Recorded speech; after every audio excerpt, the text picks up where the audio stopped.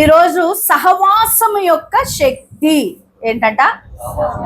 ఈరోజు వాక్యము మనం తెలుసుకుందాం. సహవాసము యొక్క శక్తి, సహవాసములో ఉన్న శక్తి. సంఘంగా సహవాసంగా మనం ఉండినప్పుడు దేవుని యొక్క శక్తి మనకి బయలుపడతా ఉన్నది. దేవుని మహిమను మనము పొందుకుంటాము. ఆమేన్.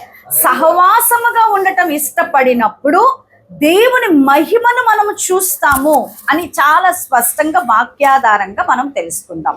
సహవాసము యొక్క శక్తి. అపోస్తల కార్యములు 2వ అధ్యాయము 42వ వచనాన్ని చదువుకుందాం.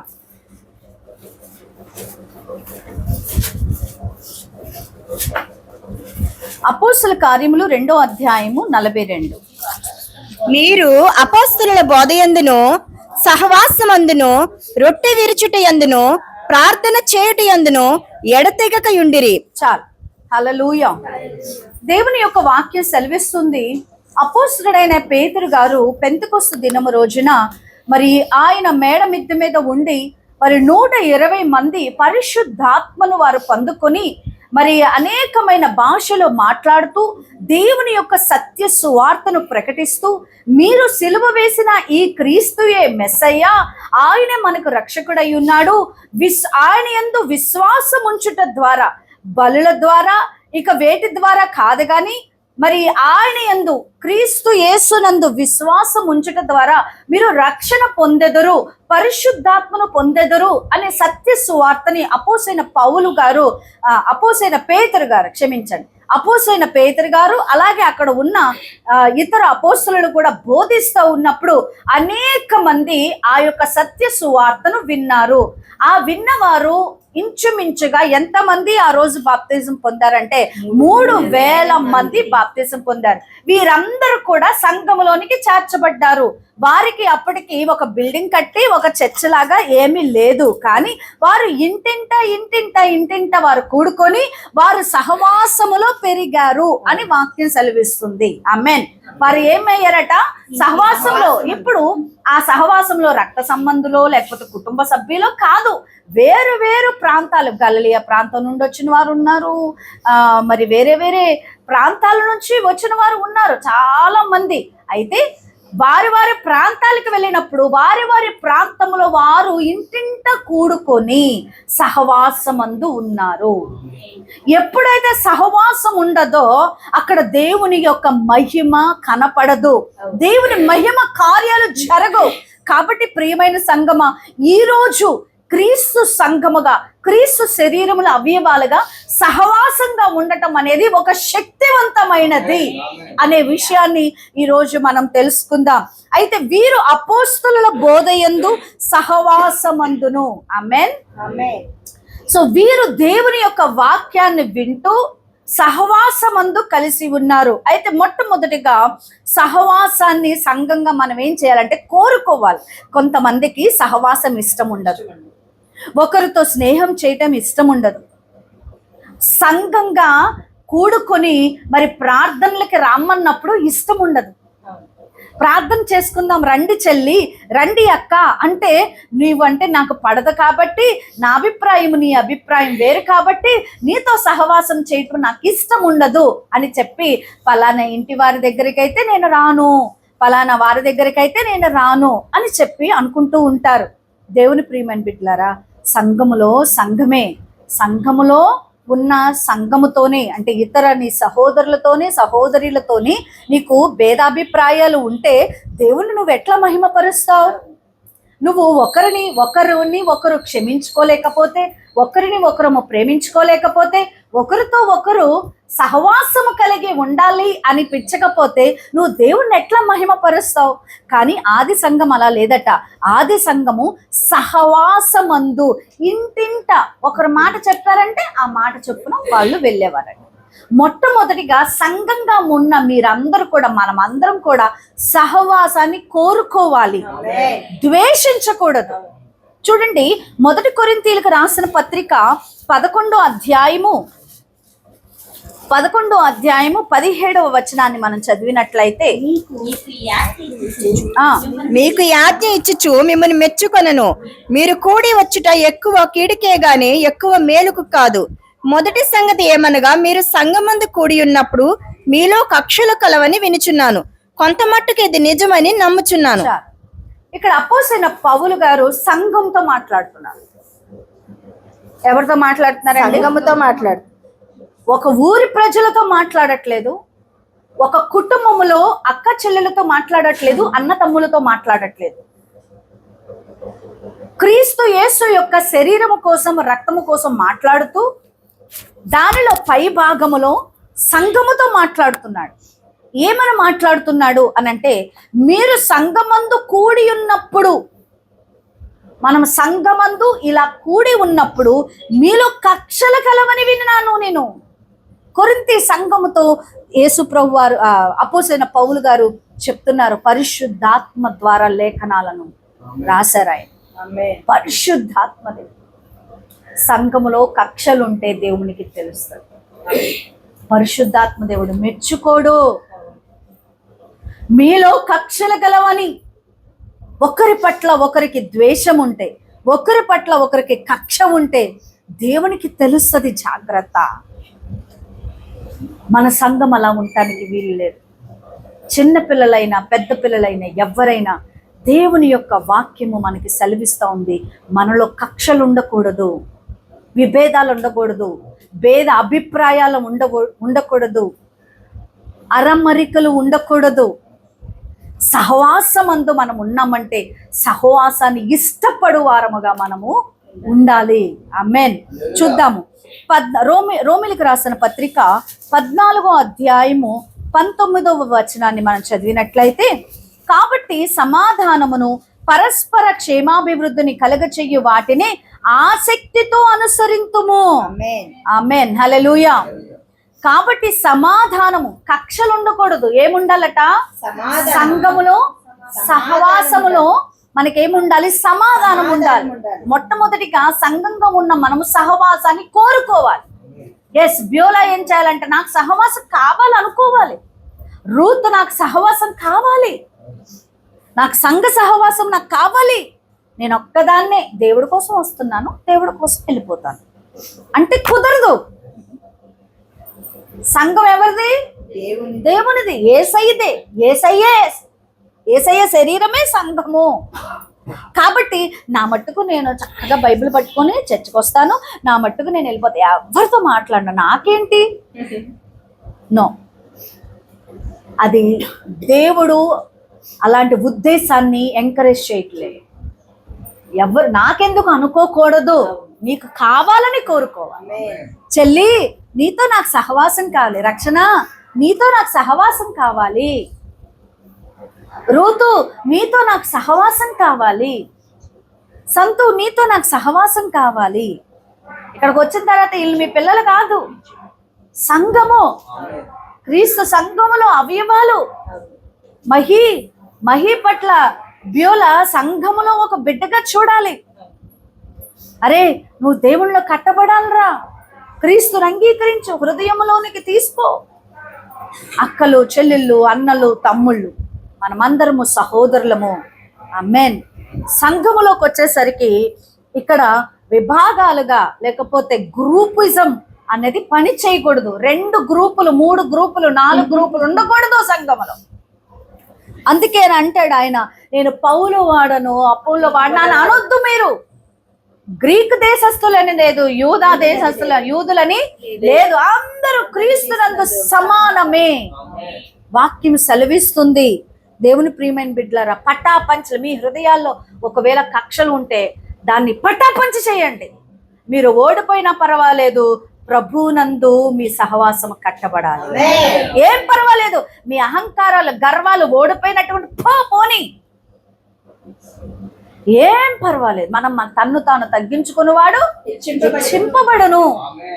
దేవుని ప్రియమైన బిడ్డలారా, సంఘములో ఒకరి పట్ల, అక్క పట్ల నీకు కక్ష ఉన్నదా? చెల్లి పట్ల కక్ష ఉన్నదా? ఒకవేళ వాళ్ళు ఏదైనా తప్పు చేస్తే నువ్వు బాధ పెట్టుకొని వాళ్ళ మీద కక్షను పెంచుకున్నావో, లేకపోతే బాధను పెంచుకున్నావు, పర్వాలేదు, క్షమించుకో. క్షమించుకో, సహవాసం కోరుకో. ఇంట్లో ఎవరైతే బలహీనులుగా ఉంటారో బలహీనుల పక్షాన మరి కొంచెం ఎక్కువగా ఉండాలి. ఆమేన్. ఏం చేయాలి? బలహీనుల పక్షాన మరి ఎక్కువగా ఉండాలి. మనం ఎప్పుడు బలహీనులమే అప్పుడే బలవంతులము. మనం ఎప్పుడు బలహీనులము అప్పుడే. బలహీన సమయములో నీ బలము ప్రసాదించుము. బలహీన సమయములో నీ బలము ప్రసాదించుము. జీవనదిని నా హృదయములో ప్రవహింపచేయుమయా నా యేసయ్యా. జీవనదిని నా హృదయములో ప్రవహింపచేయుమయా. ఆమేన్. హల్లెలూయా. దేవుని ప్రియమైన బిడ్డలారా, కాబట్టి సమాధానమును పరస్పర క్షేమాభివృద్ధిని కలగ చేయు వాటిని ఆసక్తితో అనుసరించాలి. పరస్పర క్షేమాభివృద్ధి, ఒకరి పట్ల ఒకరు. నీకు క్షేమము కలుగుతుందంటే అసూయ పడకూడదు. ఎస్, అభివృద్ధి పొందురా. నువ్వు ఆశీర్వదించబడు. నీ బిడ్డలు ఆశీర్వదించబడాలి, నువ్వు ఆశీర్వదించాలి, నువ్వు ఆశీర్వదించబడాలి, నీ భర్త ఆశీర్వదించబడాలి, నీ కుటుంబం ఆశీర్వదించబడాలి, నీ సంఘం ఆశీర్వదించబడాలి. చెల్లి, నీ ఎగ్జామ్లో ఫస్ట్ ర్యాంక్ రావాలి, కోరుకోవాలి. మనం వారి యొక్క అభివృద్ధిని మనం కోరుకోవాలి. అప్పుడు నీ అభివృద్ధి జరుగుతుంది. యెరూషలేమా, నిన్ను దీవించు వారు నేను దీవిస్తాను. దేవుడు అంటున్నాడు, అబ్రహామా నిన్ను దీవించు వారు నేను దీవిస్తాను, నిన్ను శపించు వారు నేను శపిస్తాను. సంఘాన్ని దీవించిన వాడు దీవించబడతాడు. క్రీస్తు శరీరాన్ని దీవించాలి. మనము దీవించబడతాం. ఆమేన్. హల్లెలూయా. అక్కడ ఉందండి ఆశీర్వాదం. క్షమించుకోవటంలో ఉన్నదండి ఆరోగ్యం, సమాధానం. ఆమేన్. ఒకరి పట్ల. అందుకని మన హృదయాల్లో అపవాది చిన్న చిన్న అసూయలు, చిన్న చిన్న కక్షలు, చిన్న చిన్న విభేదాలు, చిన్న చిన్న మితతములు, శరీర క్రియలు స్పష్టమైనవి. చదవండి ఒకసారి గలతీయులకు రాసిన పత్రిక 5వ అధ్యాయం 21వ వచనం చదవండి.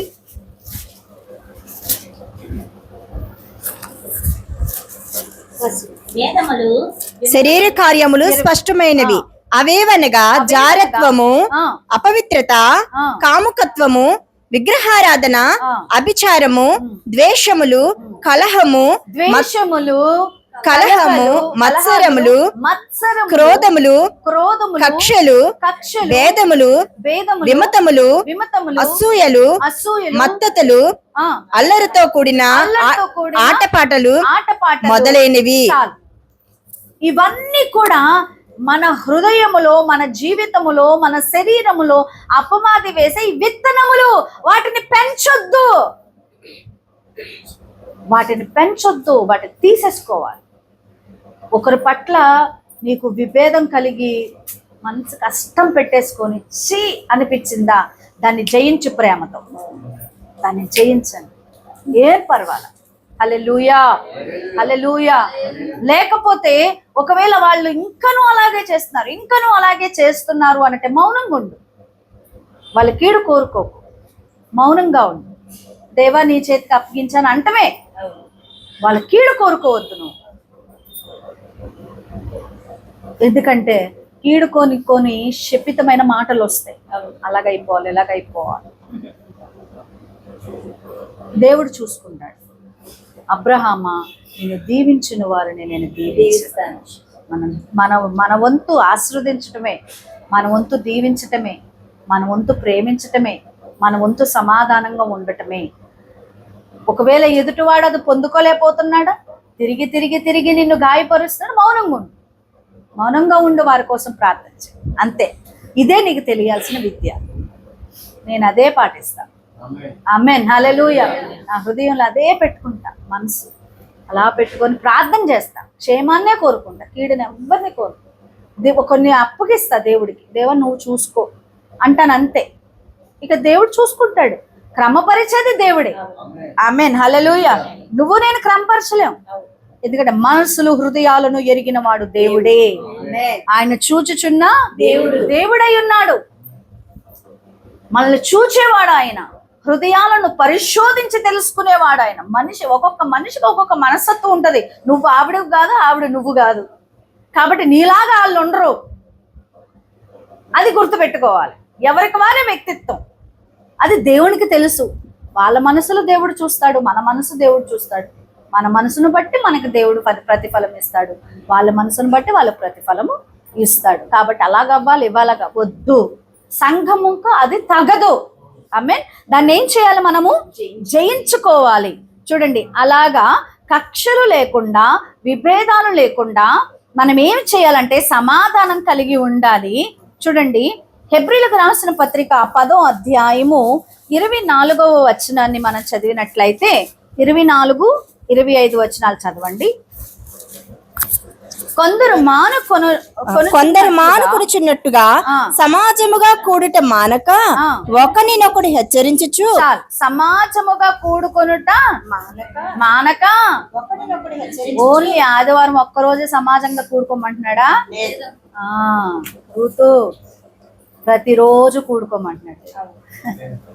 ఆ రోజుల్లో అంట ప్రతిరోజు, అంటే వాళ్ళకి ఉద్యోగాలు లేవా, పనిపాట్లు లేవా, మీలాగా పువ్వులు కట్టుకునేది ఏం లేదా వాళ్ళకి? వాళ్ళకి ఉన్నాయండి. సాయంత్రము పని కట్టుకొని వెళ్ళేవాళ్ళట. సాయంత్రం వెళ్ళేవాళ్ళు, తెల్లారు వెళ్ళేవాళ్ళు, అర్ధరాత్రి కూడుకునేవారు నాకు తెలియదు కానీ, బట్ అది ప్రతిరోజు మానక ఇంటింటా కూడుకొని రొట్టె విరిచుట యందును. అసలు మామూలు ప్రార్థన కాదు, అది మామూలు ప్రార్థన కాదు. రొట్టె విరుచుట యందును వారు ఎడతెగక ఉన్నారు. హల్లెలూయా. వారు ఎడతెగక ప్రార్థన చేశారు. మానక సమాజముగా కూడుట మానక కోరుకు నువ్వు సహవాసాన్ని. నా ఇంట్లోకి రావాలి సహవాసం, నా ఇంట్లోకి రావాలి, నా దగ్గరికి రావాలి, లేకపోతే నేను వాళ్ళ దగ్గరికి వెళ్ళాలి. కోరుకో, నువ్వు సహవాసాన్ని కోరుకో. దేవుడు సహవాసం అందు చాలా గొప్ప శక్తి, ఆశీర్వాదం ఉంచాడు. అలనాడు క్రైస్తవులు ఏం చేశారట? సమాజముగా కూడుకొనుట మానక ఒకడినొకడు హెచ్చరించుచు. ఆమేన్. సంఘంలో ఏంటట? హెచ్చరించుచు. ప్రభాని ఏం చేయాలి? హెచ్చరించాలి. బియోలా ఏం చేయాలి? హెచ్చరించాలి. నువ్వు ఆదివారం వచ్చేసరికి అక్కడికి ఎక్కడికి వెళ్ళకో, శనివారం సాయంత్రానికి నీ ఇంటికి చేరుకో చెప్పాలి. వాళ్ళు వచ్చేదాకా ఊరుకోకూడదు, గద్దించు. ఏం పర్లే, వాళ్ళు తిడదు, ఏం పద్దా ఈమెకి ఎందుకంట అనుకున్నా పర్వాలేదు. నువ్వు క్రీస్తుతో వాళ్ళని అంట కట్టాలి. నువ్వు రక్షణ పొందాలంతే, బాప్తిజం తీసుకోవాలి. దేవుని రాజ్యంలో కొంతమందిని అంట బలవంతంగా లాగేయాలట, అగ్నిలో నుంచి లాగినట్టు లాగేయాలట. లాగు, పర్లా, నిన్ను తిట్టుకున్నా పర్లా, దేవునిలో వాళ్ళకి నిత్య జీవం. ఆమేన్, హల్లెలూయా. దేవుని ప్రియమైన బిడ్డలారా, అదే మన ప్రసన్న ప్రభునందు విశ్వాసం ఉంచి బాప్తిజం తీసుకోవాలి, బాప్తిజం తీసుకోవాలి. ఎవరు ఎక్కడ ఎట్లా మనకు తెలియదండి, కానీ ఏదో మరణం వస్తుందేమో ఏ నిమిషం అట్లా అని నేను భయపడేట్లా. కొంచెం దేవునిలో ఇంకా కట్టబడటానికి కొంత ఆయుష్ దేవుడు నీకు ఇస్తున్నాడు. ఇంకా కొంచెం పని చేసే బహుమానం నీకు పెరుగుతుంది పరలోకంలో. చచ్చిపోయే ముందల మన కుడివైపు ఉన్న దొంగ దేవుడి దగ్గరికి వెళ్ళాడు, కానీ పని చేయగలిగాడా దేవుడికి? కానీ అపోసైన పౌలు ఎంత పని చేయగలిగాడు? అదే అంటున్నా, యేసు ప్రభునందు విశ్వాసం ఉంచి తొందరగా బాప్తిజం తీసుకుంటే తొందరగా దేవుని కొరకు బోల్డ్ పని చేయొచ్చు. సో నీ యొక్క శరీరముని నువ్వు వదిలిన తర్వాత ఆ ప్రాణం కోసం నేను మాట్లాడట్లా. బతుకున్నంత వరకు మనం ఏం చేయాలి? దేవునికి మహిమార్థమై జీవించాలి. అమ్మో, ఒక అడుగు లేట్ అయిపోతుందేమో, దేవుని కొరకు జీవించే క్రమంలో లేట్ అయిపోతున్నానేమో అని వేగిరపడి దేవుని శరీరంలో తొందరగా అంటకట్టబడాలి. సత్యం తెలిసిన తర్వాత, విషయం తెలిసిన తర్వాత కూడా నువ్వు ఎందుకు వెయిట్ చేస్తున్నావు? విగ్రహారాధికులు నరకానికి వెళ్తారు, జాగ్రత్త. దేవునికి ఇష్టం లేదు విగ్రహారాధన, దేవునికి అయిష్టమైనది, ఇష్టం లేదు. మోషేతో దేవుడు మాట్లాడుతున్నప్పుడు 10 ఆజ్ఞలు ఇచ్చిన తర్వాత ఆయన కొండ మీద నుంచి మోషే గారు కిందకు వచ్చే టైంలో మరి ఏం చేస్తున్నారు వీళ్ళు? బంగారపు దూడను చేసుకొని మరి ఆరాధిస్తున్నారు. ఈ యొక్క దూడే, ఈ యొక్క విగ్రహమే, ఈ యొక్క దేవతే మమ్ములను ఐగుప్తు నుంచి విడిపించిందని కేకలు వేస్తున్నారు, గంతులు వేస్తున్నారు, డాన్సులు వేస్తున్నారు. దేవునికి ఇష్టం లేదు విగ్రహారాధన అనేది, అసలు దేవునికి ఇష్టం. నువ్వు యేసు ప్రభుని నమ్మావు, నీ జీవితం అంతా యేసు ప్రభుని ఆరాధించు. విగ్రహారాధనలోనికి నువ్వు వెళ్తే విగ్రహారాధికులు నరకానికి వెళ్తారు, నిత్య మరణానికి వెళ్తారు. అది తెలిసిన తర్వాత కూడా ఇంకా దేనికోసం నువ్వు వెయిట్ చేస్తున్నావు? సత్యవాక్యం నిత్య జీవం, ఆయన నామమందు విశ్వాసం ఉంచితే నిత్య జీవం. కాబట్టి ముఖస్తుతి మనుషులను సంతోషపెట్టడం పక్కన పెట్టండి, మనుషులను సంతోషపెట్టడం పక్కన పెట్టండి. ఈరోజు మా అక్క పరిస్థితి ఏమైంది ఒక్కసారి ఆలోచిద్దాం. మా అక్క ప్రభు సన్నిధానంలో, మా పెద్దక్క ప్రార్థన చేసుకుంటూ వాక్యం చదువుకుంటూ ఈరోజు వాక్యమే గెలిచింది. ఆమేన్, హల్లెలూయా. ఈరోజు ఆ వాక్యాన్ని పట్టుకునే విశ్వాసంతో జీవిస్తుంది. ఈరోజు స్వతంత్రంగా ప్రభుని స్తుతించుకునే గొప్ప భాగ్యాన్ని దేవుడు ఇచ్చి ఉన్నాడు. ప్రతి అడ్డంకిని తొలగించాడు. స్వతంత్రంగా దేవుని సన్నిధానములో పిల్లలని దేవుని కొరకు పెంచుటలో స్వాతంత్రాన్ని ఇచ్చాడు. ఇదివరకు ప్రార్థన చేసుకునే స్వాతంత్ర్యమే లేదు. దేవుని ప్రియమైన బిడ్డలారా, ఏ రోజుకైనా నువ్వు దేవుడే మిగులుతారు. దేవుని సన్నిధానంలో ఒకరోజు నువ్వు ఆయన ఎదుట నిలబడాలి, నువ్వు ఆయనే. ఆమేన్. కాబట్టి అపోస్తలుడైన పౌలు ఎలాగైతే మనుషుల్ని నేను సంతోషపెట్టను, దేవుని నన్ను సంతోష. దావీదు అంటున్నాడు, నరుల యందు నమ్మిక ఉంచుట కంటే యెహోవాను ఆశ్రయించుట మేలు అని వాక్యము సెలవిస్తుంది. నీ బిడ్డలకు దేవుని యందు నిలిచి ఉండుట నేర్పించు, నువ్వు నేర్చుకో, నీ కుటుంబానికి నేర్పించు. అయితే ఆ దినము సమీపించుట మీరు చూచిన కొలది మరి ఎక్కువగా అలాగూ చెయ్యము. ప్రేమ చూపుటకును సత్కార్యములు చేయుటకును ఒకడినొకడు పురుకొల్పవలెనని ఆలోచింతుము. ఆమేన్, హల్లెలూయా. సత్కార్యములు చేయుటకు ఏం చేయాలట? సత్కార్యం. సంఘంలో ఏం చేయాలి? సత్కార్యములు చేయాలి. కార్యములు అంటే పని. సత్కార్యములు, మంచి కార్యములు ఏం చేయాలట? సత్కార్యములు చేయాలి, మంచి పనులు చేయాలి. మన సంఘంగా కూడా మనం మంచి పనులు చేద్దాం. సంఘంగా ఒకటే సమిష్టిగా మనం కూడబెట్టుకొని మనం చేయాల్సింది, సొసైటీకి మనం ఏం చేయగలమో అవి చేద్దాం. ఆమేన్, హల్లెలూయా. దేవుని కొరకు వాళ్ళని సంపాదించుటలో మనం ఈ సొసైటీకి ఏమి చేయగలమో ఖచ్చితంగా చేద్దామండి. దేవుని యొక్క మహాకృప. ఆమేన్. నేను ప్రార్థన చేస్తున్నా, ఒకవేళ ఎవరికన్నా వైద్యము కావాల్సి వచ్చిందా, లేకపోతే ఈ గ్రామంలో వైద్యం దేనికన్నా కావాల్సి వస్తే పలానా డాక్టర్ని హైర్ చేసుకుందాం, ఒక రోజు మనం పిలుచుకుందాం, ఉచితంగా వైద్యాన్ని చేయిద్దాం. అలాగే క్రీస్తు యేసు సువార్తను కూడా చెప్దాం. మనం సంఘంగా మనం ఏం చేయాలో వాళ్ళకి చెప్దాం. విధవరాండ్రను ఒక రోజు కలుద్దాం, పిలుద్దాం. ఇదిగో అమ్మ, మీకు క్రీస్తు ప్రేమను మేము తెలియజేస్తామని ఒక చీరలు కొందాం, ఒక 50 చీరలు కొందాం. ఓన్లీ విధవరాండ్రను పిలుద్దాం, ఆదరిద్దాం, కూటం పెడదాం. వాళ్ళ కోసం వాళ్ళు వచ్చినందుకు చక్కగా చీర తీసుకొని వెళ్తారు, ఏముంది. అట్లా మనం ఏం చేయాలి? సత్కార్యము చేయాలి, మంచి పనులు చేయాలి దేవుని కొరకు. అలనాడు ఆది సంఘం ఏం చేసింది, అలా చేద్దాం. ఆమేన్, హల్లెలూయా. కొలస్సీలకు రాసిన పత్రిక 3వ అధ్యాయం 16వ వచనం.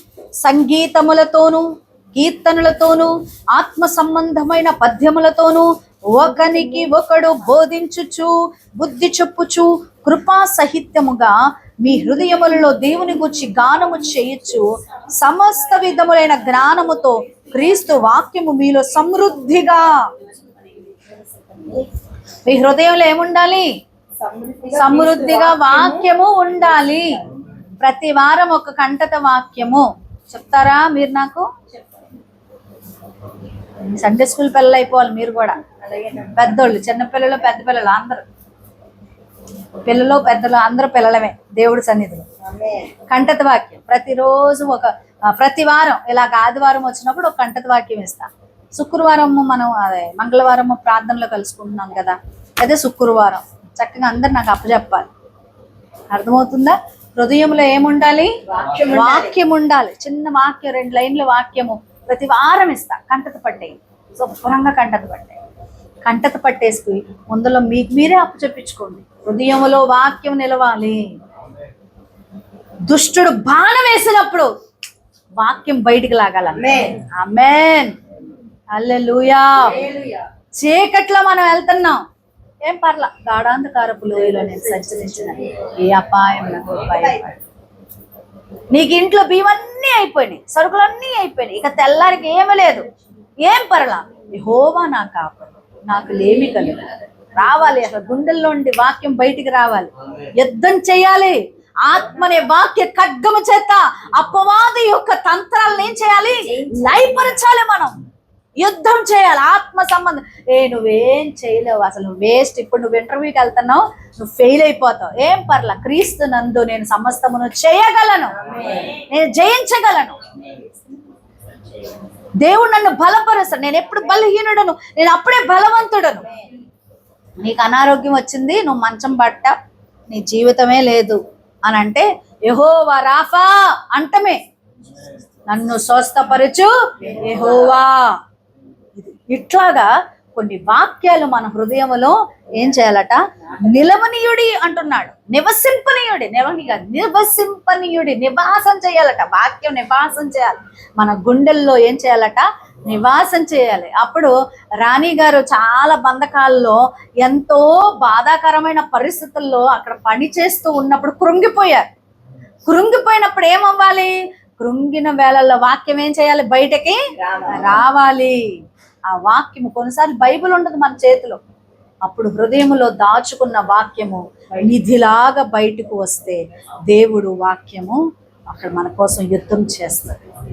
అందుకని యేసు ప్రభు వారి హృదయం నిండా వాక్యాలు ఉన్నాయి కాబట్టి, మనుషుడు రొట్టె వలన మాత్రం కాదు, దేవుని నోట నుండి వచ్చు ప్రతి మాట వలన జీవించును అని చక్కగా జవాబిచ్చాడు. ద్వితీయోపదేశకాండం చదివాడండి ఆయన. పాత నిబంధన గ్రంథములు, మరి లేఖనాలన్నీ కూడా యేసు ప్రభు హృదయాల్లో ఉన్నాయి. అపోస్తలుడైన పౌలు కూడా అంతే.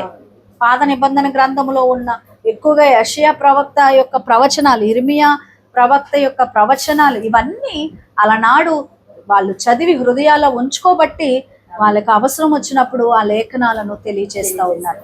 అపోస్తలుడైన పేతురు మరి ప్రసంగం చేసేటప్పుడు, పెంతెకొస్తు రోజున ప్రసంగం చేసేటప్పుడు, మరి పాత నిబంధన గ్రంథంలో ఉన్న మనం ఎవరికి ఏ మస్సయ్య కోసం మనము గ్రంథాలలో ప్రవక్తల్లో మన పితరులు చెప్పారో అని చెప్తా ఉంటాడు. అలాగే స్టెఫెను కూడా అంతే. సద్దూకయ్యులు పరిసయ్యులు ఎదుట ఆయన చనిపోయే ముందల పెద్ద ప్రసంగం చేస్తాడు. ఏంట ప్రసంగం?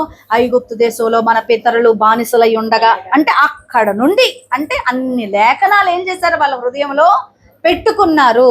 దేవునికి స్తోత్రం, హల్లెలూయా. మొట్టమొదటిగా సహవాసాన్ని ఏం చేయాలి? కోరుకోవాలి. నేను సహవాసంలో ఉండాలి. కక్షలు, విభేదాలు, మితతములు ఉండకూడదు. ఒకరితో ఒకరు, చెల్లితో, అక్కతో, అన్నతో, తమ్ముడితో ఏముండాలి?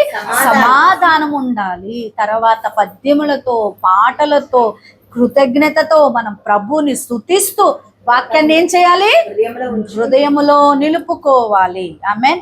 ప్రతి వారం మనం స్తుతులు చెప్పుకుంటున్నాం కదా, ఆ స్తుతులు పుస్తకంలో నుండి కాదు, హృదయములో నుంచి రావాలి. ఇప్పుడు ఏదో ఎర్లీ డేస్ కాబట్టి సరే చూసి చెప్పండి అంటున్నా.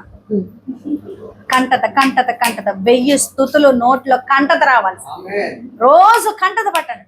10 చొప్పున 10 కంటత పట్టండి. ఇక రోజంతా 10 చెప్పుకోండి. మళ్ళీ ఒక వారానికి ఇంకో 10 చదవండి. ఆ 10 చెప్పుకోండి. నోట్లోకి తిరిగిపోవాలి. నువ్వు పడుకున్నా ఆ స్తుతులే నీ నోట్లో పలుకుతా ఉండాలి. నేను అదేనండి, అసలు స్తుతులే చెప్తా ఉంటా. నేను స్తుతులే. ఎందుకంటే ఓడిపోతున్న సమయంలో స్తుతి జయాన్ని ఇస్తుంది. ఆమేన్, హల్లెలూయా. ఓడిపోతున్నామని చింతించుకో, ఉత్తనే స్తుతులు చెప్పుకో. ఆ ఓడిపోతున్న స్థితి నుంచి దేవుడు విజయం ఇస్తాడు. నువ్వు చేతులెత్తటమే నీ పని. యుద్ధం దేవుడు చేస్తాడు. ఆమేన్. మన వేళ్లకు యుద్ధం నేర్పించేవాడు దేవుడే. అబిగేల్ అంటుంది దావీదుతో, యెహోవా యుద్ధములు చేయువాడా, నీ జీవము ఆయన చేతిలో మూట కట్టబడి ఉన్నది. మన జీవము ఆయన చేతిలో ఉన్నది. మనం ఆయన స్తుతించటమే. మన్నైన వాళ్ళం మన్నైపోతాం. మన ఆత్మ ఆయన దయచేశాడు కాబట్టి ఆయన దగ్గరికి వెళ్ళిపోతాం. మీ ఆయనకి నువ్వు రోజంతా అన్నం పెట్టి కాళ్ళు నొక్కి మొత్తం చూసి జీవితాంతం చూసిన మీ ఆయన నిన్ను పరలోకం తీసుకెళ్తారు. టైటస్ గారు తీసుకెళ్తారా? రేపగా నువ్వు పరలోకం తీసుకెళ్తావు. మీ ఆవిడ కోసము నువ్వు సంవత్సరాలు కష్టపడు, ఆమెనే సంతోషపెట్టు, ఆమె నిన్ను పరలోకం తీసుకెళ్తారు. అయితే భార్య భర్తలకి ఉన్న విధి ఏంటంటే ప్రేమించుకోవాలి. ఒకరి పట్ల ఒకరు పరస్పరమైన ఆరోగ్యకరమైన జీవితం ఉండాలి. నేను మీ భౌతిక ఫిజికల్ లైఫ్ కోసం నేను మాట్లాడట్లా, నిత్యత్వం కోసం ఆధ్యాత్మికమైన సత్యం చెప్తున్నాను. ఒకరి పట్ల ఒకరు తల్లిదండ్రుల పిల్లల పట్ల బాధ్యత ఖచ్చితంగా చూపించాలి.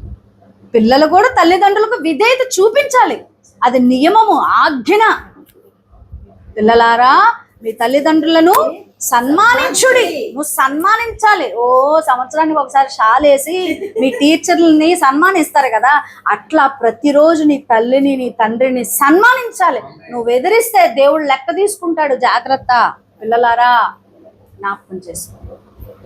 నీకేం తెలుసు అని మీ అమ్మ 7వ తరగతి చదువు ఉండొచ్చు, అసలు చదువే లేకపోవచ్చు, ఏమి తెలుసు కాదు.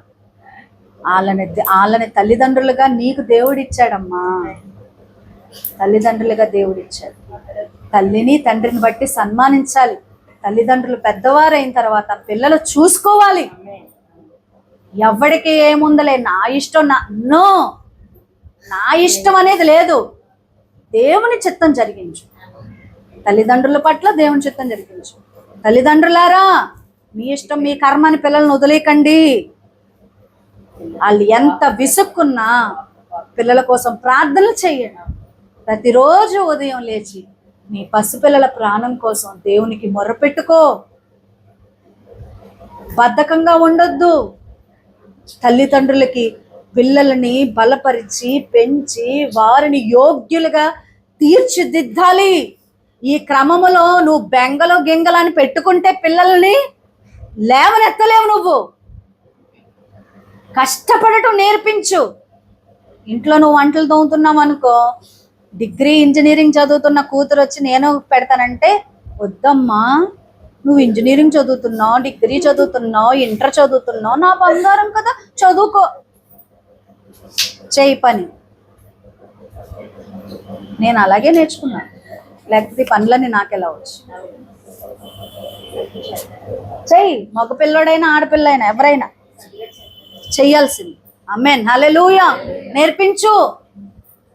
లేచిన వెంటనే దుప్పటి మడతేసుకోవడం పిల్లలకు నేర్పించు. బట్టలు మడతేయడం నేర్పించాలిరా. నేర్చుకోండి పిల్లలారా. మీ పనులు మీరు చేసుకోవాలి. వీలైతే నీ తల్లిదండ్రుల పని కూడా చెయ్యాలి.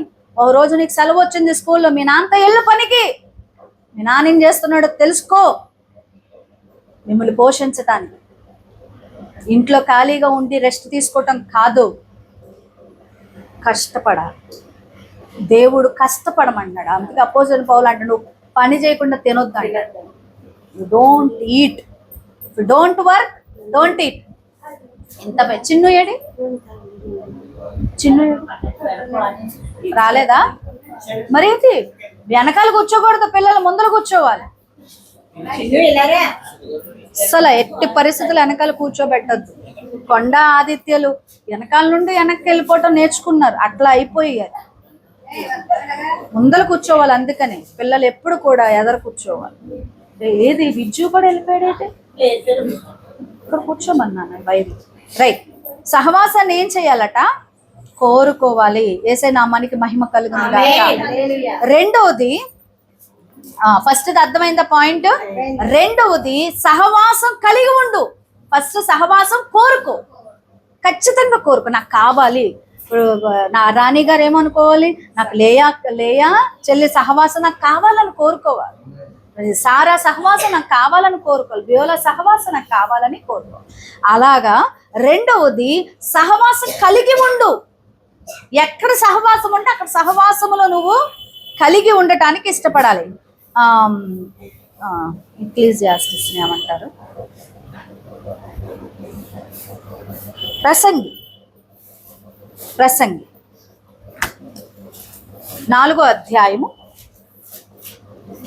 ప్రసంగి 4:9-10 వచనాలు చదవండి. ఇద్దరి కష్టము చేత ఉభయులకు మంచి ఫలము కలుగును గనుక ఒంటిగాడే ఇండుట కంటే ఇద్దరు కూడి ఇండుట మేలు. వారు పడిపోయినను ఒకడు తన తోడి వానిని లేవనెత్తును. అయితే ఒంటరిగాడు పడిపోయినలా వానికి శ్రమయే కలుగును, వాని లేవనెత్తువాడు లేకపోవును. చాలు. ఇద్దరి కష్టం చేత ఉభయులకు మంచి ఫలము కలుగును. ఇద్దరు కలిసి ఉంటే మంచి ఫలం ఉంటది. ఎందుకంటే ఒకడు పడిపోయినప్పుడు ఇంకోడు లేవనెత్తడానికి. ఆమేన్, హల్లెలూయా. నువ్వు ఒంటిగా ఉంటే శ్రమలు పొందుతావట. నువ్వు ఒక్కడవే ఉంటే, ఒక్కదానివే ఉంటే ఏం పొందుతావు అంటే శ్రమ పొందుతావు. వాక్యం సెలవిస్తుంది, ఒంటిగాడు పడిపోయిన ఎడల వానికి శ్రమయే కలుగును, వాన్ని లేవనెత్తువాడు లేకపోవును. ఇప్పుడు ఎవరికో పెద్ద కష్టం వచ్చింది, నువ్వు సహవాసములో ఉంటే మనం అందరము కూడా వెళ్ళి వాళ్ళని బలపరచడం, వాళ్ళని లేవనెత్తడం, వీలైతే రాత్రంతా వాళ్ళ కోసం కన్నీరు కార్చడం. ప్రతి ప్రార్థనకు దేవుడు జవాబిస్తాడు. Every prayer will be answered. ప్రతి ప్రార్థనకు జవాబిస్తాడు దేవుడు. విశ్వాస సహితమైన ప్రార్థన కలిగి ఉండాలి. అది విశ్వాసముతో నువ్వు అడగాల ఆ ప్రార్థన. ఊరికిన ప్రభా స్తోత్రం నాకు అయిపోయిన తర్వాత ఆ ప్రార్థన అసలు ఏం చేసామో కూడా మనకే అర్థం కాకపోతే దేవుడి దగ్గరికే వెళ్తుంది. నువ్వు విశ్వాసముతో అడిగింది నీకు గుర్తుంటది. అడిగింది నువ్వు పొందుకున్నావని కూడా విశ్వసించి కృతజ్ఞతాస్తుతులు చెల్లించాలి. అదే ప్రార్థన అనంతరం ఖచ్చితంగా దేవుడు ఇస్తాడు. కాకపోతే లేట్ అయిందనుకో కంగారు పడకు. Just wait upon the lord. యెహోవా కొరకు ఎదురు చూడాలి. డాక్టర్ దగ్గర 500 పెట్టి నువ్వు టోకెన్ తీసుకుంటావు, అవునా కదా? టోకెన్ తీసుకున్న తర్వాత డాక్టర్ గారితో మాట్లాడతానా లేదా, డాక్టర్ గారిని కలుస్తానా లేదా అనుకోవు. నీ టర్న్ ఎప్పుడు వస్తుందో అప్పటి వరకు ఏం చేస్తావు? వెయిటింగ్ హాల్లో వెయిట్ చేస్తావు. మళ్ళీ నువ్వు హాస్పిటల్కి వెళ్ళి డాక్టర్ గారిని కలుస్తానా లేదా అనేది నువ్వు 500 పెట్టి ఆ కార్డు తీసుకునే వరకే. కార్డు తీసుకున్నాక ఏం చేస్తావు? వెయిట్ చేస్తావు. 12 అయినా 1 గంట అయినా 3 గంటలైనా ఎన్నింటికైనా ఎట్టగైతేనే నువ్వు డాక్టర్ని కలిసే వెళ్తావు కదా. అలా దేవుణ్ణి అడుగు, అప్లికేషన్ పెట్టేశావు, పెట్టిన తర్వాత వెయిట్ చేయి. Just wait. కొన్నిసార్లు మన ప్రార్థన దేవుడు వింటాడు కానీ ఆన్సర్ చేయడు. అలా చెయ్యకపోవడమే దీవెన. హల్లెలూయా. అన్నిటికీ జవాబిస్తే ఇక అంతే సంగతులు, అవునా కదా? అంతేనా కదా? కొన్నిసార్లు ఎందుకు వచ్చింది ప్రభు, ఎందుకు వచ్చింది, జీవితాన్ని తీసేసుకో ప్రభు. అప్పుడు దేవుడు అంటాడు ఇంకా 2-3 ముట్టికాయలు వేసి బతకడానికి అవకాశం ఇస్తాడు. సో కొన్ని మనం అడుగుతాం కానీ ఆన్సర్ రాకపోతే పోనీలే, దేవునికి ఇష్టం లేదేమో వదిలే. అది ఒకవేళ ఆన్సర్ చేస్తే ఒకవేళ మనం నేర్చుకోవాల్సినవి మనం ఇంకా నేర్చుకోవేమో. ఖచ్చితంగా విశ్వాసముతో చేసే ప్రార్థన ప్రభు ఆలకిస్తాడు, జవాబిస్తాడు. ఆమేన్, హల్లెలూయా. దేవుని ప్రియమైన బిడ్డలారా, ఎందుకు ఈ విషయాలను మీకు తెలియజేస్తా ఉన్నానంటే, ఇద్దరు ఏకీభవించినప్పుడు ఆ ప్రార్థనకి జవాబు వస్తుంది. ఇద్దరు ఏకీభవించినప్పుడు ఒకడు పడిపోతే ఇంకొకడు లేపడానికి ఉంటది. వాక్యం అదే సెలవిస్తుంది. సహవాసాన్ని నువ్వు కోరుకున్న వాడివి సహవాసములో ఉండు, కలిగి ఉండు. సహవాసములో నువ్వేం చేయాలి? ఉండాలి. ఒకసారి చూద్దాం. ఫిలిప్పీలకు రాసిన పత్రిక 1వ అధ్యాయము 7వ వచనం, 7-8. నా బంధకముల యందును నేను సువార్త పక్షమున వాదించుట యందును దానిని స్థిరపరచుట యందును మీరందరూ ఈ కృపలో నాతో పాలువారై ఉన్నారు గనుక నేను మిమ్మును నా హృదయములో ఉంచుకొని ఉన్నాను. ఇందుచేత మిమ్మల్ని అందరినీ గురించి ఇలాగ భావించడం నాకు ధర్మమే. క్రీస్తు యేసు యొక్క దయారసమును బట్టి ఫిలిప్పీలకు రాసిన పత్రిక 1వ అధ్యాయము 7-8 వచనాలు. క్రీస్తు యేసు యొక్క దయారసమును బట్టి మీ అందరి మీద నేను ఎంత అపేక్ష కలిగి ఉన్నానో దేవుడే నాకు సాక్షి. ఇక్కడ అంటున్నాడు, నా ఈ కృపలో నాతో పాలువారై ఉన్నారు గనక అంటున్నాడు. అంటే అపోస్తలుడైన పౌలు ఎందుకు ఈ సాక్ష్యాన్ని చెప్తున్నాడంటే, అక్కడ ఉన్న వాళ్ళు ఫిలిప్పీ సంఘం ఏమంట, ఆయనతో కలిసి ఉన్నదట. అందు నిమిత్తము నేను నిన్ను మర్చిపోవట్లేదు. మీ బంధకాలలో, లేకపోతే నా బంధకాలలో మీరు ఉన్నారు అంటే నా కష్టకాలంలో మీరు ఉన్నారు. సంఘం ఏంటంట, ఒకరి కష్టకాలంలో ఉండాలి, ఒకరితో ఒకరు ఉండటానికి. అందుకనే సంఘములో సభ్యత్వం అనేది చాలా ఇంపార్టెంట్. అలాగే సంఘ సహవాసములో ఉండటం అనేది కూడా ఇంపార్టెంట్. ఆమేన్, హల్లెలూయా. చూడండి, ఎఫెసీయులకు రాసిన పత్రిక 4వ అధ్యాయము, ఎఫెసీ 4:1.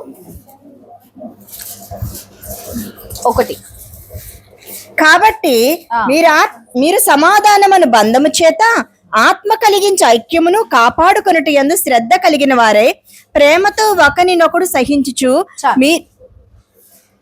మీరు సమాధానమను బంధము చేత, మనం ఎలాగా సహవాసం కలిగి ఉండాలి, సమాధానం అనే బంధం. ఒకరి పట్ల ఇప్పుడు ఒకరి ముఖం, ఫస్ట్ ఒకళ్ళు వచ్చారు, వాళ్ళంటే నీకు పడదనుకో, వందనాలు చెప్పు, చెల్లి వందనాలు, అక్క ప్రైజ్ ది లార్డ్, ఓ ఏమొచ్చిందా అని నీ మట్టుకు నువ్వు ఇంకొకళ్ళు వచ్చేదాకా మోకాళ్ళు వేసి ప్రార్థన చేయడం కాదు. జయిద్దాం దీన్ని. అపవాది వేసి ఈ యొక్క బాణాన్ని ఏం చేయాలి, జయిద్దాం. అప్పుడు ఆ చెల్లి ప్రార్థన అయ్యాక ఆ చెల్లికి నువ్వు ప్రైజ్ ది లార్డ్ చెప్పి, బాగున్నావా లేకపోతే అడిగి క్వశ్చన్ ప్రశ్నలు అడిగి అప్పుడు ప్రార్థన చేయి. అప్పుడు నీ ప్రార్థన ఆలకించబడుతుంది. ఊరికినే వల్లించే మాటలతో అల్లంటే నీకు పడదు. కానీ అది జయించడానికి, లేకపోతే అది తప్పించుకోవడానికి, ఆ పరిస్థితి నుంచి ఏదో నువ్వు స్తోత్రం అని ప్రార్థన చేస్తావు, కానీ ఆ ప్రార్థన వెళ్తుందా దేవునికి? ఒకరి పట్ల ఒకరు సమాధానం అనే బంధము. ఆమేన్, హల్లెలూయా. సంఘములో ఏంటట, సమాధానం అనే బంధము కలిగి ఉండాలి. ఆత్మ కలిగించు ఐక్యమును. అప్పుడు ఆత్మ ఏం చేస్తుంది, పరిశుద్ధాత్మ దేవుడు ఏం చేస్తాడు, మనల్ని ఐక్యపరుస్తాడు. ఒకటే సహవాసములో 120 మంది అలనాడు ఒకే గదిలో ప్రార్థన చేస్తుంటే 10 రోజులు వారితో వారందరూ ఏక మనస్సు కలిగి. ఆమేన్, హల్లెలూయా. నీ చెల్లి పట్ల ఎంత నిస్వార్థంగా ఉంటావు, అట్లా నీ సంఘములో నీ సహవాసుల పట్ల అంత నిస్వార్థంగా ఉండాలి. వాస్తవంగా పరలోక సంబంధం. ఆమేన్. వేరే వేరే కుటుంబాల నుంచి వచ్చినప్పటికీ కూడా మనం అందరము పరలోక సంబంధం. ఆత్మ కలిగించు ఐక్యమునే కాపాడుకొనుట యందు ఏం చేయాలట, మనమే కాపాడుకోవాలి. ఐక్యత ఏం చేయాలి, కాపాడుకోవాలి. ఒకరితో ఒకరు హెచ్చరించుకుంటూ, ఒకరినొకరు బలపరుచుకుంటూ ఐక్యతను ఏం చేయాలట, కాపాడుకోవాలి. ఒకవేళ వాళ్ళు నొచ్చుకుంటున్నారనుకో, ఒక నిమిషం ఆగుదాం, ఆ మాటను అంటాం ఆపుదాం, 2 రోజులు చూద్దాం, తర్వాత వాళ్ళకి అర్థమయ్యేలాగా చెప్దాం. కొంచెం జ్ఞానం దేవుణ్ణి అడుగుదాం. ప్రభువా, ఫలానా చెల్లితో మేము ఎలా డీల్ చేయాలి, మనం ఏది చెప్పినా అపార్థం చేసుకుంటుంది కదా, ఎలా డీల్ చేయాలి, జ్ఞానం అడుగుదాం. అడిగి దేవుళ్ళలో కట్టుకుందాం. ఆమేన్, హల్లెలూయా. అన్నీ మనకేం తెలియవండి, మనం ఏమన్నా దేవుడుమా ఏంటి, మనకు ఆయన తెలియదు, మనం మనుషులమే. కానీ దేవునితో మన సహవాసం కలిగి, దేవుని జ్ఞానములో మనం ఉండి అందరం ఐక్యము కలిగి, సమాధానం అనే బంధము కలిగి ఉండటానికి ప్రయత్నం చేయాలి. ఆమేన్, హల్లెలూయా. రెండవదిగా సహవాసం కలిగి ఉండాలి. మొట్టమొదటిది సహవాసము కోరుకోవాలి. రెండవది కలిగి ఉండాలి. ఒంటిగా ఉండటానికి ఇష్టపడొద్దు. ఇద్దరు కలిస్తేనే శ్రమ యందు ఒకడు పడిపోతే ఒకడు లేపుతాడు. అర్థమవుతుందా మీకు? మూడవది, నీ సహవాసం ఇతరులకు పంచాలి. సహవాసాన్ని ఇతరులకు పంచాలి. ఒకసారి చూద్దాం. యోహాను రాసిన సువార్త 13వ అధ్యాయం. యోహాను రాసిన సువార్త 13వ అధ్యాయం 34వ వచనం 35వ వచనం చదువుదాం. మీరు ఒకరినొకరు ప్రేమింపవలనని మీకు క్రొత్త ఆజ్ఞ ఇచ్చుచున్నాను. నేను మిమ్మును ప్రేమించినట్టే మీరును ఒకరినొకరు ప్రేమింపవలను. మీరు ఒకని ఎడల ఒకడు ప్రేమ గలవారైన ఎడల దీనిని బట్టి మీరు నా శిష్యులని అందరూ తెలుసుకుందురనెను. ఆమేన్. ఆమేన్. యేసుక్రీస్తు శిష్యులమని అందరూ దేవుడు తెలుసుకోవటం కాదు, ఏసే తెలుసుకోవటం కాదు, అందరూ తెలుసుకోవాలి అని అంటే మనం ఏం చేయాలి? మీరు ఒకరిని ఒకరు ప్రేమింపవలనని ఒక ఆజ్ఞ ఇచ్చుచున్నాను, నేను మిమ్మును ప్రేమించినట్టే మీరు ఒకరిని ఒకరు ఏం చేయాలి? ఒకరినొకరు ఏం చేసుకోవాలి? ప్రేమించుకోవాలి. ఒకరి పట్ల ఒకరు ప్రేమ కలిగి ఉండాలి. నిలవరమైన ప్రేమ, అక్షయమైన ప్రేమ, డంబము లేనిది, మత్సర పడనిది, ఉప్పొంగనిది ప్రేమ ఒక్కటే. ప్రేమే జగతికి మూలం, ప్రేమే దైవ స్వరూపం, ప్రేమే నిత్య జీవం, ఆ ప్రేమే మోక్ష మార్గం. దేవుడు మనుషుల ప్రేమించి తానే మనిషిగా పుట్టాడు, పాపుల రక్షణ పరమార్థముగా సిలువ మ్రానిపై బలి అయినాడు. మనలో మనము ఒకరినొకరము ప్రేమ కలిగి జీవించాలి. ప్రేమను మించిన పెన్నిది లేదని జగమంతా చాటించాలి. ప్రేమే జగతికి మూలం, ప్రేమే దైవ స్వరూపం, ప్రేమే నిత్య జీవం, ఆ ప్రేమే మోక్ష మార్గం. ఆమేన్. హల్లెలూయా. ఒకరి పట్ల ఒకరం ఏం చేయాలట? ప్రేమ కలిగి ఉండాలి. ఒకరి ఇబ్బందుల్లో ఒకరు పరామర్శించుకోవాలి, ఒకరి కష్టములో ఒకరు.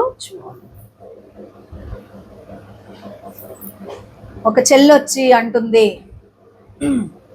అక్క ఈరోజు ఈ పూట తినటానికి నా బిడ్డలకి అన్నం లేదే అని అంటే, అక్క అవునా చెల్లి, ప్రార్థన చేస్తాను అని పంపించుకోడు. అవునా చెల్లి, తీసుకో ఈ కేజీ బియ్యం. నువ్వు అక్కడ మోకాళ్ళు వేసి ప్రార్థన చేయటం కాదు, నీ చేతిని ఇప్పి నీ ప్రేమ నారికి. హల్లెలూయా. నువ్వు చేయగలిగితే, ఒకవేళ నీ ఇంట్లో కూడా లేదనుకో, ఇద్దరు మోకాళ్ళు వేయండి, ప్రార్థన చేయండి. అవునా చెల్లి, నా ఇంట్లో కూడా అలాగుందే, ఇద్దరం ప్రార్థన చేయండి. ఏకీభవించి చెయ్యి పట్టుకొని ప్రార్థన చేయండి. మీ ఇంట్లో సమృద్ధత ఉంటుంది, మా ఇంట్లో సమృద్ధి. దేవుడు కార్యం చేస్తాడు. కాకుల ద్వారా దేవుడు పోషించింది. ప్రేమను వ్యక్తపరుచుకోవాలి, ప్రేమను కనపరుచుకోవాలి. నీ ఫస్ట్ పిల్లోడికి ఫస్ట్ పుట్టినరోజు వచ్చింది, నీవు చూపించే ప్రేమ బొడ్డోడికి తెలియదు, తెలుసా? 1 సంవత్సరం ఉన్న పిల్లోడికి తెలుసా?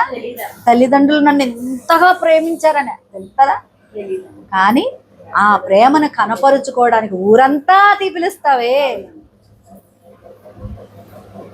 నీ బిడ్డనే నువ్వు అంత ప్రేమించినప్పుడు సంఘములో బిడ్డలను కూడా ప్రేమించాలి. ఆమేన్. ఒకరి పట్ల ఒకరు ఏం చేయాలి? ప్రేమ కలిగి ఉండాలి. కష్టం వచ్చింది, వాళ్ళు చాలా కష్టపడుతున్నారు, ఆ కష్టం మనం తీర్చేది కాదు, అది ఆత్మ సంబంధమైంది. అయితే మందిరంలోకి వద్దాం, ఆ ఒక్క చెల్లి కోసమే ఆ రోజంతా ప్రార్థన చేద్దాం, ఆ గంటంతా ప్రార్థన చేద్దాం. దేవుడు ఖచ్చితంగా సంఘం యొక్క ప్రార్థన ఆలకిస్తాడు. ఆ తమ్ముడు కోసం ప్రార్థన చేద్దాం. మన సంఘం యొక్క ప్రార్థన ఆ బాబు కోసం దేవుడు వింటాడు, ఆ కార్యం చేస్తాడు. నాకు 1,00,000 రూపాయలు ఏదో అవసరం వచ్చింది, మీరులో ఎవరు ఇవ్వలేరు, ఏం చేయాలి? ప్రార్థన చేయాలి. అది దేవుడు తీర్చిన తర్వాత ఏం చేస్తాను? నేను సాక్ష్యం చెప్పినప్పుడు అందరం కూడా చప్పట్లు కొడుతూ ప్రభుని స్తుతించాలి. ఆమేన్. హల్లెలూయా. ఇలాగా మనము సహవాసాన్ని ఏం చేయాలి? పంచాలి. ఇతరులతో ఏం చేయాలి? పంచాలి. ఒకరి పట్ల ఒకరు ఎట్లా పంచగలమంటే ఒకరిని ఒకరు ప్రేమించుకొని పంచగలము. ఆమేన్. రోమీలకు రాసిన పత్రిక 13వ అధ్యాయం 8వ వచనాన్ని మనం చదివినట్లయితే, రోమా 13:8 రోమా 13. ఒకరినప్పుడు ప్రేమించుట విషయంలో తప్ప మరేమీ ఎవనికి అచ్చి ఉండవద్దు. పొరుగువానిని ప్రేమించువాడే ధర్మశాస్త్రము నెరవేర్చినవాడు. చాలు చాలు. హల్లెలూయా. ఒకరిని ఒకడు ప్రేమించుట విషయములో తప్ప మరేమీ ఎవ్వరికి అచ్చి ఉండొద్దు. అచ్చి ఉండొద్దు, రుణం ఉండిపోవద్దు, అచ్చి ఉండొద్దు. ఇప్పుడు నా కష్టములో రెబెకా నన్ను ఆదుకుంది, తన కష్టంలో కూడా నేను ఆదుకోవడానికి ప్రయత్నం చెయ్యాలి. అచ్చి ఉండొద్దు. అర్థమవుతుందా? నా కష్టములో బ్యూలా నన్ను ఆదుకుంది,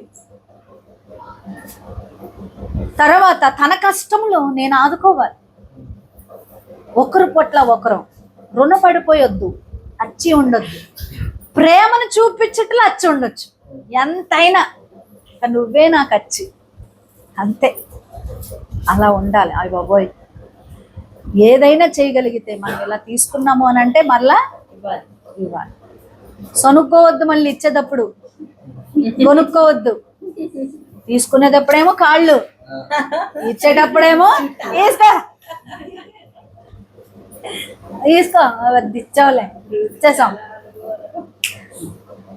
కృతజ్ఞత హీనులుగా ఉండకూడదు, కృతజ్ఞత కలిగి ఉండాలి. దేవునికి ఎప్పుడు ఏంటంట? ఇది సంఘము. సంఘము దేవునితో చలగాటం వద్దు, యేసయ్యతో చలగాటం వద్దు. సంఘములో సహోదరితో నేను అట్లా ఉంటే, అట్లాంటి విభేదం కలిగి ఉంటే, నేను యేసయ్య శరీరంతో విభేదం కలిగి ఉన్నా. నువ్వు పాడి చేసేది మనిషినే కాదు, సంఘాన్ని. కాబట్టి ఎప్పుడు కూడా కృతజ్ఞత హృదయం కలిగి ఉండాలి. ఆమేన్. హల్లెలూయా. థ్యాంక్ యూ అమ్మా, థ్యాంక్ యూ సో మచ్. వందనాలు తల్లి. చెప్పాలి, వందనం మాటలు ఉండాలి మన నోటిలో.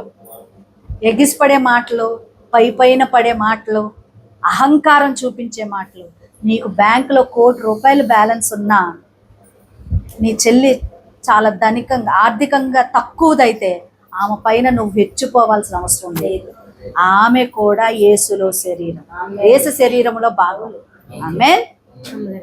దేవుడు పేద విధవరాలి యొక్క కానుకను చూస్తూ ఉన్నాడు, గుర్తిస్తున్నాడు. పరిసయుడు ప్రార్థన దేవుడు వినట్లేదు, సుంకరి ప్రార్థన దేవుడు.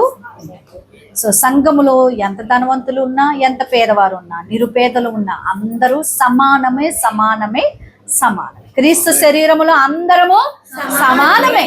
ఒకరి పట్ల ఒకరు ఏం చేయాలట? ప్రేమ కలిగి ఉండాలి. బలహీనులను ఏం చేయాలి? బలపరచాలి. ఆమేన్. హల్లెలూయా.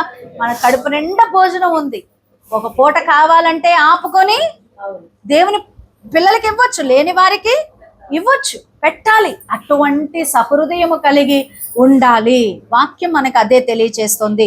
అపోస్తల కార్యములు 2వ అధ్యాయము 46-47 వచనాలు మనం చదివినట్లయితే, మరియు వారు ఏక మనస్కులై ప్రతిదినము దేవాలయములో తప్పక కూడుకొనుచు, ఇంటింట రొట్టె విరిచుచు, దేవుని స్తుతించుచు, ప్రజలందరి వలన దయ పొందిన వారై ఆనందముతోను నిష్కపటమైన హృదయముతోను ఆహారము పుచ్చుకొనుచుండిరి. మరియు ప్రభువు రక్షణ పొందుచున్న వారిని అనుదినము వారితో చేర్చుచుండిరి. ఆమేన్. హల్లెలూయా. చూడండి, వారు ఏక మనస్కులై, దేవునికి వ్యతిరేకంగా ఉన్న ప్రతి బంధకము ఈ రోజు తెంచబడును గాక. దుర్గములు కూలిపోవాలంతే. మన వ్యక్తిత్వం కాదు గెలవాల్సింది, దేవుడు గెలవాలి, దేవుని వాక్యము గెలవాలి. ఒకరిని ఒకరు మనం ప్రేమించుకోవాలి, సహవాసం కలిగి ఉండాలి. వాక్యం సెలవిస్తుంది, వారు ఏక మనస్సులై, ఒక ఏక మనసు, ఒక్కటే మనస్సు కలిగి ఉండాలి. నా మనసు మీకు ఎరిగి ఉండాలి, మీ మనసు నేను ఎరిగి ఉండాలి. ప్రతి దినము దేవాలయంలో తప్పగా కూడుకొనొచ్చు, ఇంటింటా రొట్టె విరుచుచు, దేవుణ్ణి స్తుతించుచు, ప్రజలందరి వలన ఏంటట? దయ పొందిన వారై ఉన్నారట. ఆనందముతోనూ నిష్కపటమైన హృదయం. హృదయం ఎలా ఉండాలట? కపటం ఉండకూడదు. కపటపు మాటలు, కపటం దేవునికి ఇష్టం లేదు.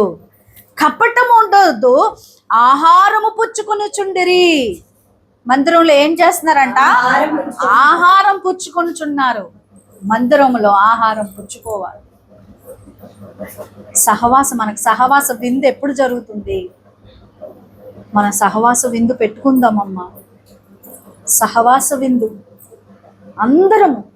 అందరూ మీ ఇంట్లో ఒకళ్ళు 5 కేజీలు బియ్యం తండి, ఇంకొకళ్ళు కేజీ పప్పు తండి, ఇంకొకళ్ళు 1/2 కేజీ నూనె కొనండి. నేను బియ్యం ఇచ్చాను, నేనే గొప్ప వద్దు. మీ శక్తి కొలది. ఒకళ్ళు గ్లాసులు తండి, ఒకళ్ళు ప్లేట్లు తండి. చేద్దాం. ప్రతి నెల సహవాస భోజనం అందరం కలిసి తిందాం. దేవుని ప్రియమైన బిడ్డలారా, ఇది ఏం చేస్తుందంటే ఒకరి పట్ల ఒకరు ప్రేమ. వారట ఆహారము పుచ్చుకునిరియట, మరియు ప్రభువు రక్షణ పొందుచున్న వారిని అనుదినము వారితో చేర్చుకుని పిలుద్దాం. ఈరోజు మా సహవాస విందు ఉంది. చెల్లి రండి, అక్క రండి, అన్న రండి, మా సంఘములో సహవాస విందు ఉంది, రండి. ఈరోజు భోజనం చేసి మీరు వెళ్ళండి. ఆ రోజు పిలుద్దాం, పిలిచాలకు భోజనం పెడదాం. 10 నిమిషాలు కూర్చుంటారు కాబట్టి వచ్చిన వాళ్ళు భోజనం చేయడానికి మాత్రమే కాదు, 10 నిమిషాలు ముందులో వస్తారుగా. ఆ రోజు దేవుడు మాట్లాడతాడు. అందరి చేత దయను పొందారు వాళ్ళు. ఆమేన్. ఇదంతా వంటలు చేసిన దగ్గర ఎక్కడైతే వంట చేస్తారో మళ్ళీ అక్కడ పని పంచుకోవాలి. మనం పని పంచుకోవాలి. వదిలేసి వెళ్ళిపోకూడదు ఒకరి మీదే. నా మట్టుకు నేను చేయాలి. ఆమేన్. హల్లెలూయా. వీలైతే అది నీ భుజం మీద పడితే స్వీకరించు. మెప్పు ఘనత పరలోకంలో, కానీ ఒకరి మీద ఒకరు వదలకూడదు. చెల్లి, నాకు పని పంచు, నేను చేస్తా. బాధ్యత, సంఘము పట్ల బాధ్యత కలిగి ఉంటే దేవుడు నీ పని చేయడం ప్రారంభిస్తాడమ్మా. నీకు తెలియకుండానే నువ్వు నీ పిల్లలని ఆశీర్వదించడం దేవుడు ప్రారంభిస్తాడు. అక్కర సమయంలో దేవుడు నిన్ను ఆదుకుంటాడు. నా తల్లి అదే నేర్పించింది మా. ఎంతో పని సంఘంలో నేను చేశాను. నా చేసిన చేతులు ఇవి. చిన్నప్పటి నుండి చిన్న చేతులు అప్పటి నుంచి నేను సంఘంలో పని చేయడం నాకు తెలుసు. సహవాసం, శనివారం శుక్రవారం ఇంటింటికి వెళ్ళి అందరినీ, అంకుల్ ప్రార్థన స్టార్ట్ అయిపోయింది, ఆంటీ ప్రార్థన స్టార్ట్ అయిపోయింది, అరుచుకుంటా వెళ్ళిపోయి అందరిని 7 అయ్యగారు వెయిట్ చేస్తున్నారు, రండి రండి రండి. ఇవన్నీ మాకు తెలుసు. దేవుని ప్రియమైన బిడ్డలారా, సహవాసంలో కట్టుకొనుట ఎంతో దీవెనకరం. అయితే సహవాసాన్ని ఏం చేయాలి? ఒకరితో పంచాలి, ప్రేమించి పంచాలి, ఆహారం ఇచ్చి పంచాలి, అక్కర్లో ఉండినప్పుడు వారికి పంచాలి. సహవాసాన్ని ఏం చేయాలి? నేనున్నా అని చెప్పగలగాలి. ఆమేన్. హల్లెలూయా. దేవుని ప్రియమైన బిడ్డలారా, ఈ రోజు సహవాసం యొక్క బలము, శక్తి కోసం మనం విన్నాం. మొట్టమొదటిది సహవాసం కోరుకో, ఒంటరిగా ఉండటానికి ఇష్టపడకు. రెండోది సహవాసములో ఉండు, విడిగా వెళ్ళిపోకు. కలిసి ఉంటే నువ్వు పడిపోతే లేపుతారు వాళ్ళు, పక్కన వాళ్ళు లేపుతారు. మూడవది నీ సహవాసం పంచు, ఇతరులకి ప్రేమను పంచు. ఖచ్చితంగా సహవాసములో యొక్క ఉన్న శక్తి, ఆశీర్వాదం, దీవెన, సంఘము మీద ఉన్న దీవెన నీ మీదకు వస్తుంది, నీ పిల్లల మీదకి వస్తుంది, నీ పిల్లల మీదకి వస్తుంది. ఆమేన్. నా తల్లి ఎంతో పరిచర్య, మౌనంగా ఎక్కడ సువార్త చెప్పలా. తెల్లారు లెగిస్తే ప్రార్థన, ఉద్యోగం, మళ్ళీ మందిరంలో ప్రార్థన, అక్కడ అన్ని క్లీన్ చేసేయటం, మొత్తం చేసేయటం, చక్కగా మళ్ళీ ఇంటికి వెళ్ళి పడుకోవటం. ఇదే చేసింది నా తల్లి. ఈరోజు నా తమ్ముడు పరిచర్యలో ఉన్నాడు. నా తమ్ముడు పరిచర్యలో ఏ లోటు లేకుండా ఆహారంతో పోషించి దేవుడు వారి కుటుంబాన్ని వాడుకున్నాడు. ఈరోజు నేను సేవలో ఉన్నాను. మాకు ఆస్తులు వస్తువులు ఏమీ లేవు. దేవుని యొక్క సేవ పని మమ్మల్ని తీసుకెళ్తుంది. మేము 6గురిలో ఎవ్వరం ఆహారం లేక పేదోళంగా ఎవ్వరము లేమండి. మాకు బిల్డింగులు, ఆస్తులు ఇవ్వలేదు మా తల్లి. భయభక్తులు ఇచ్చింది, చదువు ఇచ్చింది. ఈరోజు మేము 6గురు ఆడపిల్లలు మంచిగా సెటిల్ అయ్యాం. దేవుడు ఉన్నత స్థితిలోనే పెట్టాడు, ఎదుటి వారికి పెట్టే స్థితిలోనే పెట్టాడు తప్ప ఎక్కడగా అడుక్కునే వారంగా లేదా అక్కర కొలదిగా దేవుడు పెట్టలేదు. తల్లి ప్రార్థన దీవెన మా అందరి మీద నిలిచింది. అలాగే మీ అందరి మీద కూడా మీరు చేసే భక్తి మీ పిల్లల మీదకి వెళ్తది. ఈ దీవెన ఇక్కడ ఆగదు, పిల్లల పిల్లల పిల్లల తరముల వరకు వెళ్తది. ఆమేన్. హల్లెలూయా. దేవుడు ఇటువంటి సహవాసం మనకిచ్చి మనందరిని దీవించి ఆశీర్వదించును గాక. ఆమేన్. ప్రార్థన చేసుకుందాం.